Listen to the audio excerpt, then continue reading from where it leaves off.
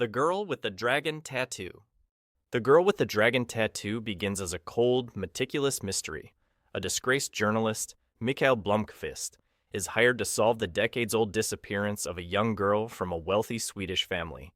But beneath the snow-covered calm lies something far uglier than anyone expects. A legacy of abuse, corruption, and generational rot. Enter Lisbeth Salander, the tattooed antisocial hacker whose brilliance is matched only by her trauma. She's not your typical heroine. She's damaged, furious, and terrifyingly precise.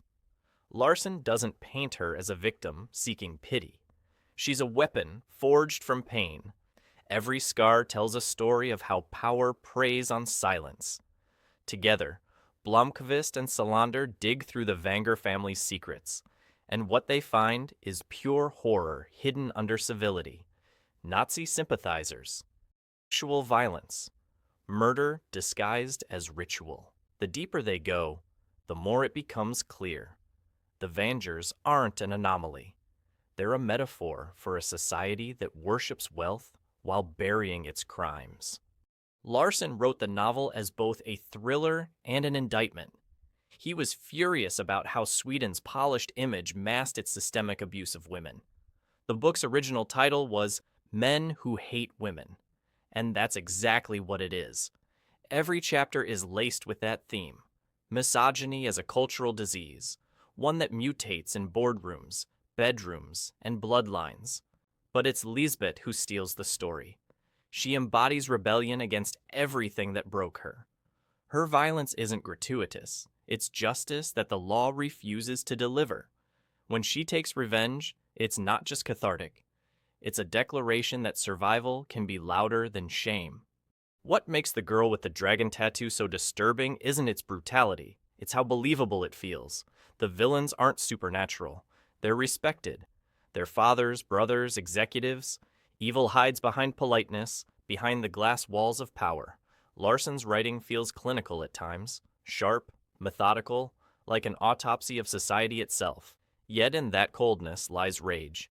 He uses the crime genre as a weapon, forcing readers to confront every quiet form of complicity. By the time the mystery unravels, you realize it was never just about one missing girl. It's about every woman erased by those who thought they could get away with it. It exposes a culture, and Lisbeth Salander, the dragon of her own making, stands not as a symbol of vengeance, but survival with teeth. Chaos. It started as a simple question. Did Charles Manson really act alone? 20 years later, that question had eaten Tom O'Neill alive. Chaos is the story of one journalist's descent into a rabbit hole so deep it makes conspiracy feel like history. O'Neill began writing a magazine piece about the Manson murders, the cult that terrorized Hollywood in 1969. But what he uncovered wasn't a story about hippies gone mad. It was about the U.S. government, intelligence experiments, and a pattern of chaos that might have been by design. The deeper O'Neill dug, the stranger it got. He found evidence suggesting Manson wasn't just a cult leader.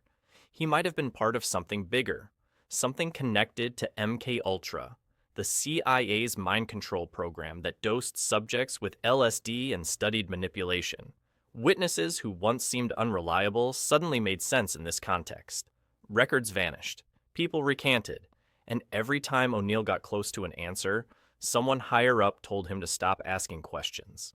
The real power of chaos isn't in uncovering a single conspiracy. It's in showing how fragile truth really is, how it can be twisted, silenced, or rewritten until lies feel official. Through Tom O'Neill's relentless digging, a darker picture emerges.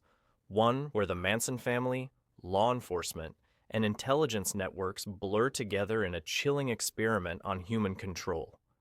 At the center of it all sits a chilling idea. What if the Manson murders weren't just random brutality, but the byproduct of a system testing how chaos spreads? The line between brainwashing and belief becomes razor thin. The book doesn't give easy answers. It gives paranoia that feels earned. O'Neill's obsession consumes him. Interviews lead nowhere. Documents contradict each other. And every fact is wrapped in another layer of secrecy. Yet by the end, The bigger story isn't just about Manson. It's about America itself, a country that's built experiments, wars, and policies on the assumption that people are controllable if you find the right pressure points. Chaos is less a true crime book and more a psychological autopsy. It dissects the lies that stitch the 20th century together, from Hollywood cover-ups to CIA laboratories. O'Neill's tone shifts from curiosity to despair, because the deeper he digs, the more he realizes there is no bottom. The truth isn't hidden, it's scattered, fragmented deliberately, so anyone who tries to piece it together looks insane. That's the genius and horror of Chaos. It's a mirror to the kind of story no one wants to believe. Because if O'Neill is even half right, then the monsters we fear aren't cult leaders or killers. They're institutions. They're experiments that never really ended. It's about how control hides inside confusion, how governments, media, and fear can all work together to turn reality itself into the crime scene. Rant. Every town has its legend. Rant by Chuck Palahniuk tells the story of one that never seems to stay dead, maybe because he was never real to begin with, at least not in the way anyone remembers. The story unfolds as an oral history, like a posthumous investigation into a man named Buster Rant Casey, a backwoods boy with a taste for poison, roadkill, and chaos. But the people telling his story don't agree on who he really was. To some, Rant's a folk hero. To others, he's a bioterrorist who destroyed the world. The book's genius lies in that fractured storytelling. Every interview feels unreliable. Everyone remembers Rant differently, a pattern that hints something supernatural is happening beneath the surface. See, Rant infects people with a new strain of rabies that doesn't just kill, it warps time. This is where Rant stops being a story and starts becoming a fever dream about memory, obsession, and violence. The world Palahniuk builds is divided between daytimers and nighttimers, the privileged versus the discarded. And Rant? He thrives in the dark. Street races, blood rituals, and a new underground religion all orbit around him like flies on a corpse. When the infection spreads, reality itself fractures. Rabies becomes a time machine. Victims relive moments, bend time, or swap consciousness entirely. Suddenly, Rant might be more than human, a being looping through eras, rewriting his own birth and death. And if that sounds insane, that's the point. The book isn't about answers. It's about how myths replace truth when the truth becomes unbearable. Palahniuk uses Rant to explore how society creates legends out of fear. We invent monsters to make chaos feel explainable. And Rant Casey, born in filth, worshipped in madness, becomes the perfect vessel for that idea. He's not a hero or a villain. He's entropy with a smile. Every person who tells your story changes who you are. The oral history format turns the book into an infection itself. Every page rewires your understanding of what came before. You're never sure if Rant died, transcended time, or turned into something beyond human. But the story lingers, like a fever you can't shake. Because Palahniuk isn't really writing about one man. He's writing about us, about our obsession with chaos. How violence becomes the last thing that makes us feel alive when everything else loses its meaning. The Sparrow. When humanity finally meets life beyond Earth, it isn't NASA that responds, it's the Jesuits. That's the premise of The Sparrow, and it sounds almost whimsical. A group of priests and scientists traveling to another world to meet God's other children. But Mary Doria Russell turns that light into pure tragedy. This isn't a story about discovery. It's about faith being dissected molecule by molecule. The novel jumps between two timelines. In one, Father Emilio Sandoz is chosen to join a mission to a distant planet called Rakat after a signal, beautiful alien music, is detected from space. In the other, years later, he returns to Earth alone, mutilated, spiritually destroyed, his entire crew dead, and no one knows why. As the story unfolds, you learn the truth, and it's horrific in its subtlety. Rakat is a world of harmony and hierarchy. Two sentient species coexist, one elegant and civilized, the other primitive and hunted. The Jesuits see this as divine order, but they don't understand it. Their interference, born of good intentions, triggers genocide, cultural collapse, and personal ruin. Father Sandoz's suffering becomes the book's black hole. He goes to spread compassion and finds only the silence of a God who doesn't intervene. He's enslaved, violated, and forced to witness the death of everything he thought holy. The question isn't whether faith survives, it's whether it should. Russell writes the tragedy like scripture inverted. Every moment of beauty carries the seed of blasphemy. Every act of mercy becomes a sin when stripped of understanding. The Jesuits believe they're missionaries. In reality, they're colonizers wearing the mask of salvation. What makes the Sparrow truly haunting isn't its moments of violence. It's the way Russell dismantles belief itself. She asks, what if God doesn't speak through miracles, but through silence? What if the universe's beauty isn't proof of divinity, but indifference? Sandoz's body is broken, his faith shattered, and his spirit barely holding on. But his survival is worse than death, because now he understands something that can't be taught in any church, that grace and cruelty are indistinguishable when seen from too far away. The Sparrow lures you in with the promise of discovery and leaves you haunted by cosmic loneliness. I'll be gone in the dark. Before the police ever caught him, one woman was already chasing his ghost through the dark. I'll Be Gone in the Dark isn't just a true crime book. It's a portrait of obsession, how one writer's need to understand evil became her life's work and ultimately her undoing. Michelle McNamara wasn't a detective. She was a journalist and a mother, haunted by a question. Who was the man who hunted women in California for over a decade and vanished? The Golden State Killer. A man who broke into homes, tied up husbands, and whispered nightmares to their wives before killing them both.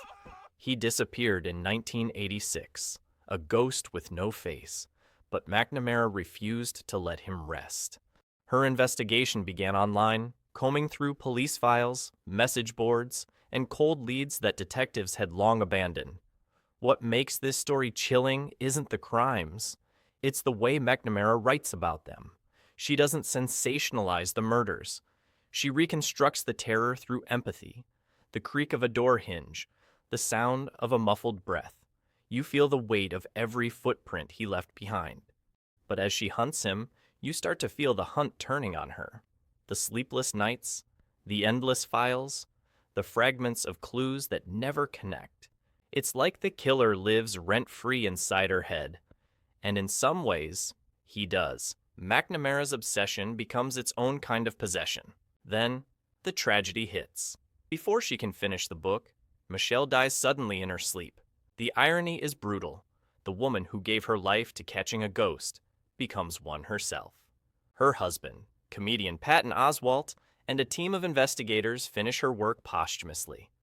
2 years later, DNA evidence finally identifies the killer, Joseph James DeAngelo, a retired police officer. The man who had haunted California was alive, ordinary, and hiding in plain sight. McNamara's words, "You'll be silent forever, and I'll be gone in the dark," became prophecy. That's what makes this book so devastating. It's not just about catching a killer. It's about the cost of looking too long into the abyss.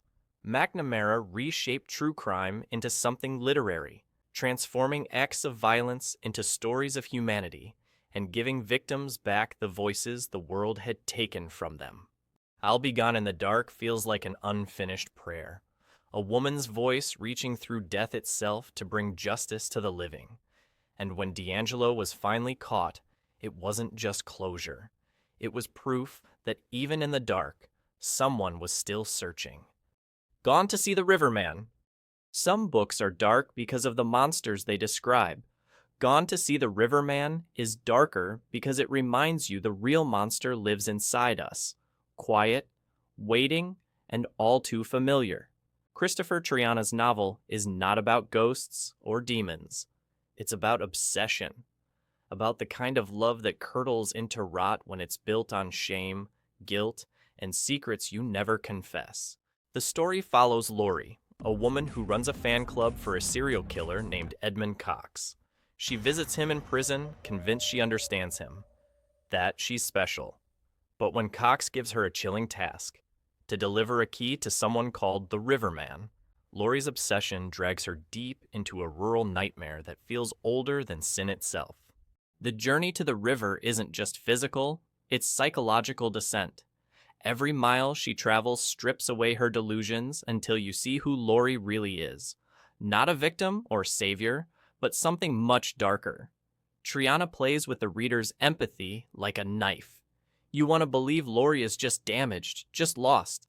But the further she goes, the more the truth leaks out like blood through gauze. When she finally reaches the river, the horror shifts. It's not just about a killer anymore.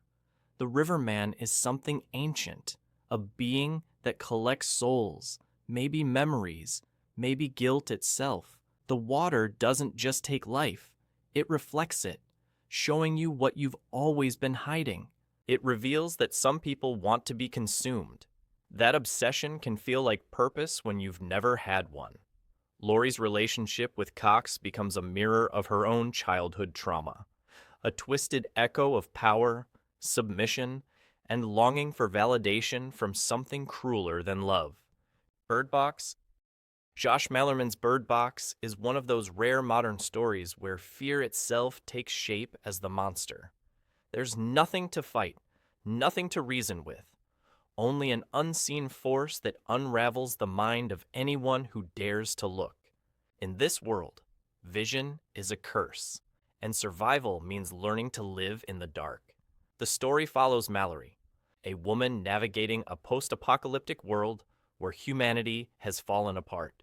Something has arrived, something so incomprehensible that the human mind snaps at the mere sight of it. The book never explains what they are. That's the point. The horror feeds on the reader's imagination. Mallory lives in a house with 2 small children, training them to navigate by sound. No sight, no mistakes. Every step outside means wearing a blindfold. Even opening a window is a risk. The tension in Bird Box doesn't come from blood. It comes from silence. The rustle of leaves, the creak of a door, the sound of something breathing where nothing should be. But the real terror is psychological. The creatures might be outside, but the madness festers inside. Fear, distrust, paranoia. They're the true killers. People begin to turn on each other. The boundaries between faith and delusion blur. And Mallory, once skeptical and cold, becomes a kind of prophet of survival. Her strength isn't heroism, it's desperation distilled into instinct. Malerman writes like a man conducting an orchestra of silence. Every page feels like holding your breath. He never shows you the monster, and that's what makes it timeless. Because Bird Box was never really about the monsters. It's about how fragile we are, how fast logic crumbles when the world around us stops making sense, when reality itself becomes the enemy. The birds in the box, trembling, panicked, fluttering, become a symbol of everything still alive in a dying world. They sense the danger before it's seen, crying out like prophets of doom. Mallory keeps them close not for hope, but for warning. As she rows blindfolded down the river with 2 children, every sound turns into a heartbeat. Every ripple feels like a threat.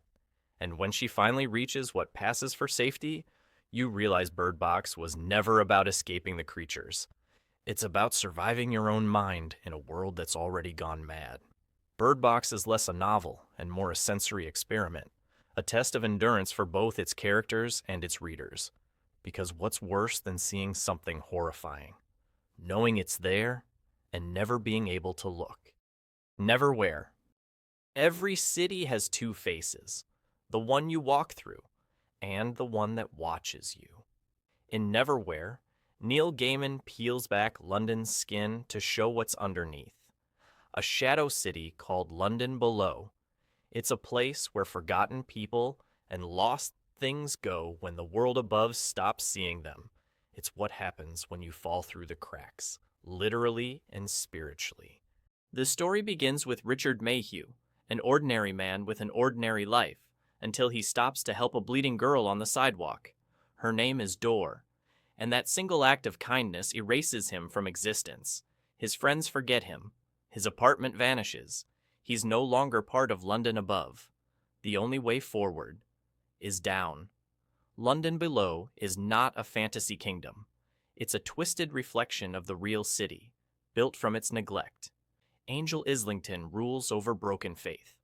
Markets appear and vanish in cathedrals and train tunnels. Rats have priests. And the homeless aren't beggars. They're nobles, saints, and killers.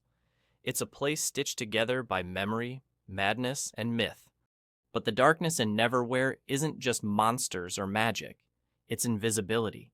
Gaiman takes the people society refuses to see, the homeless, the lost, the mentally ill, and gives them power, culture, and pain. The cruelty of the real world becomes literal. The forgotten are truly forgotten. Richard journeys through this labyrinth with Dor, hunted by two assassins, Mr. Croup and Mr. Vandemar. Polite, articulate, and utterly inhuman. They speak like gentlemen and kill like animals.